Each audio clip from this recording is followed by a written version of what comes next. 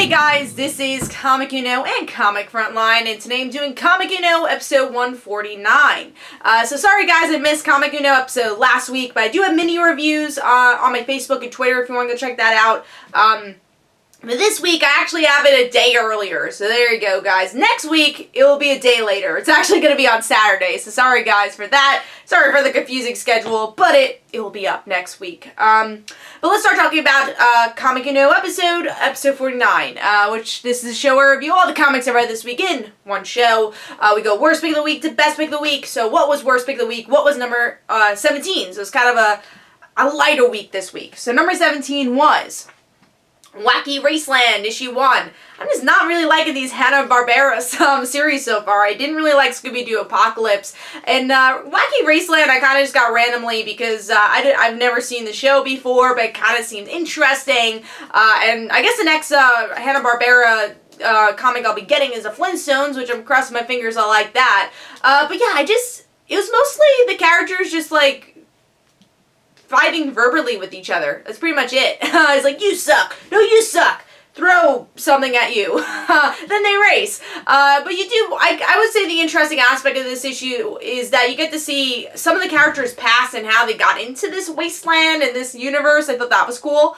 A concentration that we get to see with the characters, Penelope is kind of this main character, I would say. You really get to see a lot of her, which I like because I was interested to see what they would do with her character. But I also like the artwork. But yeah, I kind of was bored throughout it. I didn't really find a hook other than that. So I gave it 2 stars. In probably not going to get the next issue. That's number 17. Number 16 is the last issue of Black Canary, issue 12, which I didn't love this series anyways. And this is just very much a final bow. Get it? Final bow.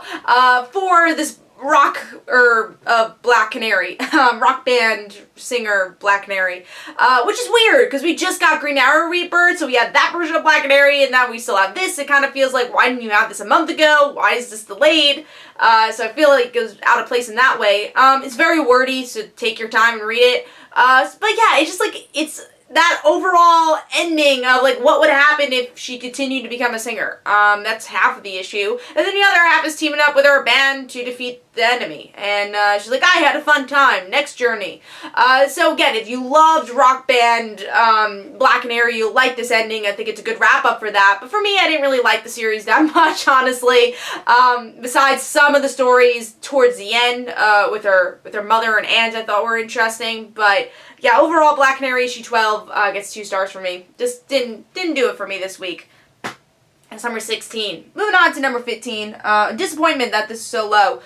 Flash Rebirth, issue 1. So this is the worst Rebirth title I had this week. And the worst out of the 2 weeks so far. I just feel like it wasn't really needed. It explains, it's very much copy and paste to what happened in DC Rebirth special, if you didn't read it, I guess. I like the added addition of Wally talking about Iris, and obviously him knowing that Iris and Barry were married, and Barry's like, oh, we're good friends. So I thought that was an interesting aspect. But other than that, a lot of it's just explaining who Barry Allen is, and I think a lot of us know who he is already, so unless you're totally new to Barry Allen, I don't think you necessarily need to read this issue. So if you need to take someone off your pull list, this is an easy one, I think. And also the art style, it just wasn't for me. It reminded me a lot of Constantine, like that darker style art, even though the coloring was good. Kind of felt crumbly to me, like some of the artwork, like here, some of the proportions over there just felt crumbly is the best word to put it. So yeah, it just wasn't my style of artwork. But I am still looking forward to issue 1. I am interested in the theme that they have with other people getting struck by the lightning. I'm interested in that, and I'll pick it up. I don't think you really need this Rebirth one shot. So the Flash Rebirth issue 1 gets 2.5 stars. That is number 15, I think. Let me make sure. I guess we're up to number 14. Yes, we are. Number 14 is The Amazing Spider-Man, issue 1, Civil War 2. Another book I was disappointed with this week because I really like Civil War 2, issue 1, so I was like, cool, maybe this will be a good mini-series for Spider-Man, and it's not needed, I would say. Most of the issue is, it's connected to Inhumans. It's connected to Ulysses, who is kind of the catalyst of Civil War II because of his visions. Iron Man's like, no, we shouldn't listen to them. And Carol's like, yes, we should. And obviously that starts the war. So if you read issue 1 last week. So it's Peter giving him a tour of Barker Industries, and then Ulysses finding out that Clash is going to go evil again. So a book that, a story that was okay, being revisited again so soon, I didn't really care for it, honestly. It didn't really hook me to say, I need to read issue 2. And again, most of the issue is just explaining things we already know about Amazing Spider-Man if you've been reading the series. So, I mean, it's interesting that they were able to connect Spider-Man with Inhumans because of Johnny, but overall, I wasn't a fan. And also, the artwork was very heavy on the inking, especially on their face, on their faces. A good example of that is with, let me get the page. It's like in the middle. And also everything looked really small, like facial features look small too. So here's a good example of really too much inking on the face.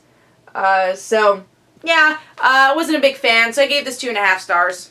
That's number 14. Moving on to number 13, a book I kind of got at whim, which is Lumberjanes and Gotham Academy issue 1. So I've never read Lumberjanes before, and I feel like with this crossover, it would have been a good way to introduce fans to another series. Or if you like both series, win-win. But I kind of get these crossover series because sometimes I've never really read the other series, and I want to be introduced to them. And I think it should be new reader friendly in that way, because you don't know if the other person, one of the readers, are only reading it for their favorite Gotham Academy, and hasn't read Lumberjanes. And for here, I didn't really know any of the characters for Lumberjanes. They didn't really introduce them well. Gotham Academy, they did pretty well, I guess. And also, I wasn't really hooked onto the mystery at all, or the team-up me, because I don't read Lumberjanes, and I don't read Gotham Academy consistently. But yeah, the art style is very much in the vein of Lumberjanes, so if you like that, I think you're gonna like this, but for me, it wasn't really my thing. So I gave this 2.5 stars. And that's number 13. Moving on to number 12, which I moved this series digitally, All New X-Men issue 10, which is another lackluster issue. There was a lot of lackluster issues this week, but I'm just so tired of Apocalypse War. Just end it already. Like, I'm really not that interested in Evan's character. In this issue, I mean, if you're enjoying Apocalypse War, it kind of progresses a little bit more. You learn a little bit more about Evan.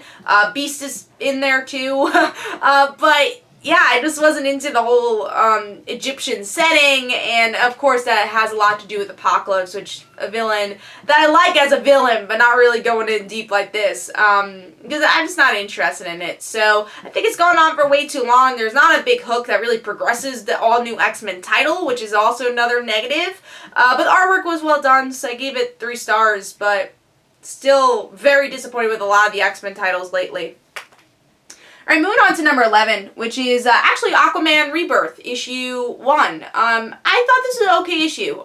Now, I'm not a huge Aquaman fan, so I'm not going to say this series made me an Aquaman fan, which I think it should have, but it gave me enough to want to pick up issue 1. It gave us a cool Black Manta cliffhanger. I liked the idea of Arthur's being on land and him being a king as Aquaman. So I liked how they did that groundingness with the land side of things. And I really liked the relationship between Mera and Arthur, so I gave it 3 stars. The artwork was well done, but again, it didn't totally hook me, and a lot of it is just explaining who is Aquaman, which I kind of already know who Aquaman is, but I want you to tell me why I should like Aquaman, which they kind of did, but it didn't hook me. So, Aquaman Rebirth issue 1, I gave 3 stars.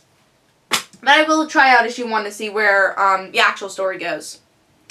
Alright, moving on to number 10, which is Empress, issue 3. I really love the artwork. I think the action and I guess the imagination of this series is really well done. I kind of like this whole world building and skipping into different worlds, and there's great action. But the character development, surprisingly, because Millar is great with character development, wasn't really there. It's already up to issue 3, and it's been really repetitive since issue 1 of like, alright, she's running away. Now what? It's mostly just her running away, and I want a little bit more story than that. But we do get a kind of cool, touching ending with her and her daughter. The daughter saying, "You're not running away to fall in love with your bodyguard, right?" No, I was young and I wanted a different life, and I liked the mother's explanation. I thought that was very well done. So yeah, overall, I wanted more story, but the action was well done, and I think it's worth picking up. But maybe in trade. It is a bit expensive for a $3.99 title. And let's see where the story goes. So, Empress issue 3 gets 3 stars. And that was number 10, I'm pretty sure.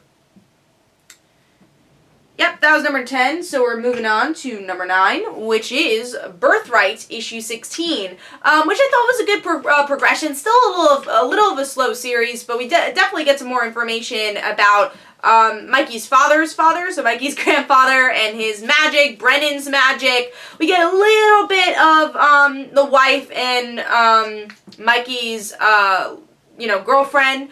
We get a little bit of her, a little bit more of the villain. So I like they finally taken away this monster from him, because that's, been a long story here. But yeah, I like the issue. I like that we got more information, but still a little slow for me. So I'm going to give it 3.5 stars. That's number 9. Moving on to number 8, which is Vampirella, issue 4, which has been a really surprising series for me. I'm really enjoying it. I'm glad that it's not ending. I thought it was going to be a mini-series, but it looks like it's just going to end the first arc, so really liking it overall. I like the villain as this, producer, Hollywood person. We meet all these other monsters, and I like that kind of the monster within shows in this issue, with, her PR person, with powers of her eyes. We learn a little bit of her past through her girlfriend. We get Vampirella. Vampirella actually bites someone, which she doesn't like doing that. And also her boyfriend's werewolf coming out. So it's kind of, again, looking at the monster within through this monster villain. I was a little confused by the ending, though, because, it looked like our villain wasn't so much a villain, and it was just kind of this weird ending. I'm like, oh, you end it there? So I wanted maybe a little bit more of a cliffhanger. And the artwork is very light, I will say, besides the close-ups. Close-ups are really well done. When they're far away, it's very light artwork. Kind of want a little bit more of detail, like over here. A little bit more detail would be nice there. I feel like some of the line work is a little rigid, I would say. A little crooked, some of the line work there. But overall, like I said, I like the series. I gave it 3.5 stars this issue, and looking forward to seeing where Vampirella goes. That's number 7. Moving on to that's number 8. Moving on to number 7, which is Adventures of Supergirl issue 3. So I'm finally reviewing this printed because I had school at the time when it was going digital, so I stopped at a point, and this was pretty much the point where I stopped. So I'll be reviewing it printed after this. So I'll be reviewing it printed instead digitally like I was. Again, it just kind of caught up with me, and I was getting confused with dates, so it's a lot easier to get it printed. With this issue, love the artwork. We get the same Lupacino who did the artwork for Starfire. Just gorgeous artwork. I will say that Supergirl kind of looks more like the comic book Supergirl than the TV show Supergirl. Like we get to see with Kat Stagg's artwork for the cover. I would say that Melissa Benoist has a little bit of browner hair, so it's very blonde in the book, so that's like the small nitpick I had. But what I love about the art is that we get to see all these different versions of Supergirl, which is also great about the story, where we get to see, we get to see Kara from the 90s, well, really Lynn Danvers from the 90s, we get to see, young teenage girl, Kara, which is from Silver Age. So we get to see all these different versions of Supergirl, which is really cool within Kara's dream. Now, I will say it gets a little confusing with the dreams because, it's kind of like all over the place because it is a dream, so it makes sense, but it gets a little confusing at that point. But I liked it. I like that we get to see these different versions of Supergirl, different views of her, her in her past, her in her present. So I enjoyed it overall. I liked the story. I gave it 3.5 stars. Excited to see where it goes. So Adventures of Supergirl issue 3 gets 3.5 stars, and that's number 7. Moving on to number 6, which is Guardians of the Galaxy issue 9, which I expected to be a little lower, but there were, I guess, a lot of lower comics this week. But I liked the issue. My favorite part was Gamora using her Black Vortex power to save Angela. So if you like Angela, she's back for this issue. But I still feel like the series is very much stalling, and it's been very slow, just like the previous volume of Guardians of the Galaxy has been before Black Vortex. Really picked up with Black Vortex, but now with all new, all different, slow down again.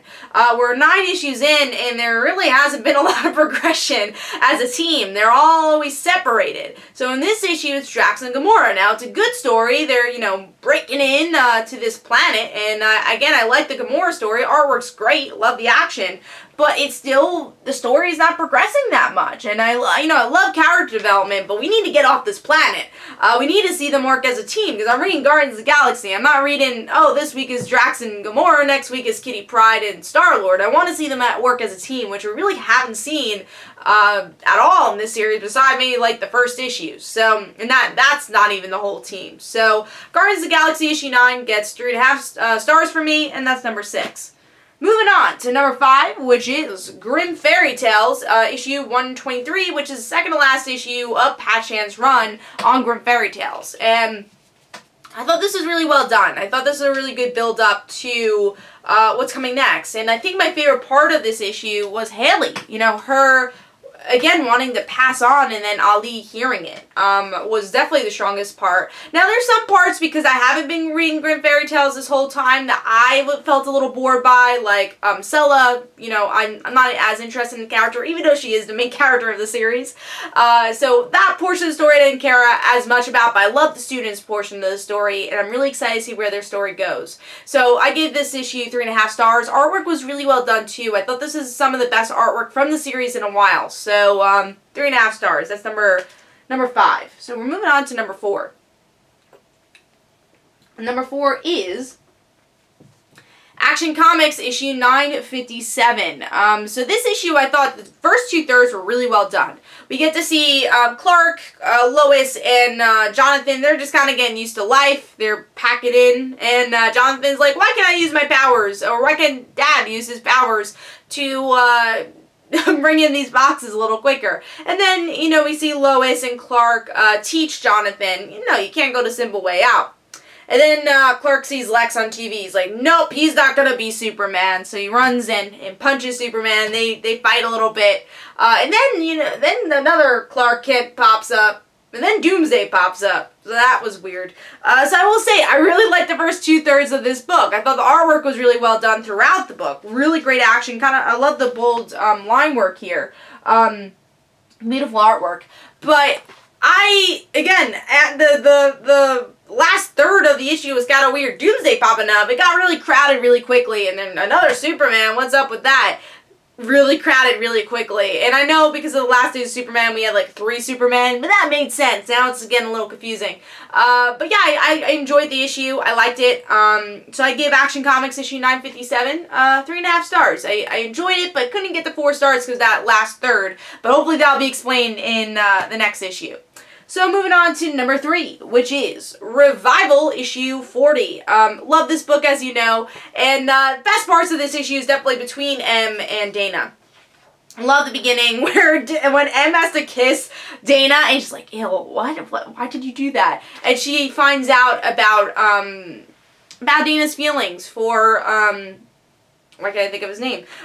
For not her boyfriend, but you know, the person that she had a kid with. I'm blanking out on his name right now. So I like that. You get to really see the sisterly bond that we haven't seen in a long time, because Em has been so jaded for most of the series, because she's a reviver, but now you really get to see her emotion, and I love that. And then, you know, a big aspect of this series is Dana not feeling like she's a good mother, or not feeling like she's a good sister, and Em says, no, you are the best sister anyone can ever have. So even though it's just like the first 2 pages, it was just definitely the best scene. And then you get a little bit more of the supporting characters, which I think it slows down a bit more at that point. Like the guy who brought Cooper's dad, why can't I think of his name? Cooper's dad into almost into jail because of all the things he allowed him to do. So we get a little bit of his story that he was beaten up a bit in this issue. A little bit more of Cooper and Dana's father, Sheriff Cypress. So I like that, but it slows down a bit. But then once you get to the end, you get more into the revival camp. And why they're there, and then you have the character that M was with, the Jesus type character, who wants to fight back, and that's the big cliffhanger. But also we have the head of the camp who was trying to trick M and Dana, and also the assassin we've seen in previous issues, saying, oh, well, this person, they hired an assassin, and that's why they're able to escape. And obviously now the assassin was also kind of tricked here in this issue. So really good ending and really good beginning. Again, some of the middle could have had some more stuff there, but really enjoyed the issue, and I give Revival issue 40 4 stars. Really solid issue for me. So that's number 3. Moving on to number 2, which is Wonder Woman Rebirth, issue 1. I was pleasantly surprised with this because I'm not a huge Wonder Woman fan, but really liked Rucka's interior monologue with Wonder Woman, and kind of this idea of her not knowing who she is anymore. She's looking at the God of War helmet, and she's like, that's not me. And then she knows in her head that something else is going on, and she says, you're being deceived, and she asks herself that. So I enjoyed that. I love the idea of how they used truth in this issue.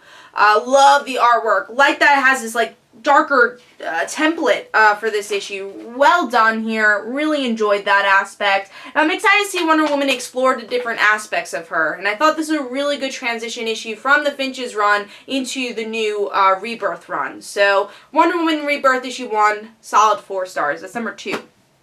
Moving on to my pick of the week, number 1.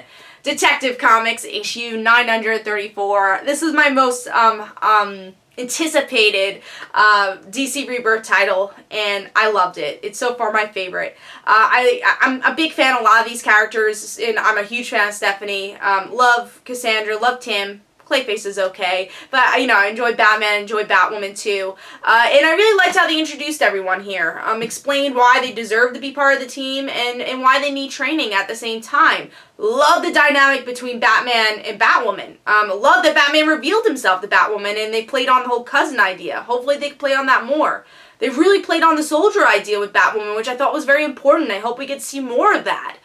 Just a perfect issue for me. Really well done. I thought it was a really well done way to introduce these characters. So yeah, I gave Detective Comics issue 934 4.5 stars. Definitely pick of the week. Really enjoyed the character moments and got me excited and pumped up for the next issue, which I think these issue 1s should really be doing. So that's my pick of the week. Hopefully you guys enjoyed. This is Comic Don't forget to follow me on Twitter. Don't forget to like my Facebook page. Also, description below, there are links for my comic book, Like Father, Like Daughter. And don't forget to like the Facebook page of Like Father, Like Daughter. And remember, next week I'll probably have my Comic episode Saturday. So look forward to that. So this is Comic and Comic Frontline. And I'll see you guys later. Bye.